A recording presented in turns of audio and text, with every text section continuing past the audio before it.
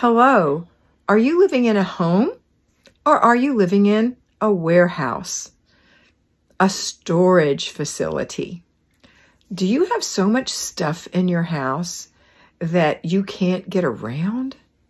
Or maybe you can get around, but every closet is a Monica closet.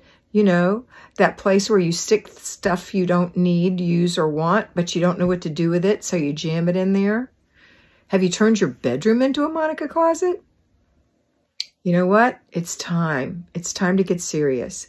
It's time to open the cupboards, open the drawers, look under the bed, open the closets, one at a time, one shelf at a time, one banker's box at a time, and start decluttering for 15 minutes a day, 4 days a week. It might take you a year to clear it all out, but you know what? You're going to feel so much better. And when you're only halfway done, you're going to still feel so much better. So start today. Start decluttering. Throw away, put away, give away. Make it a great day.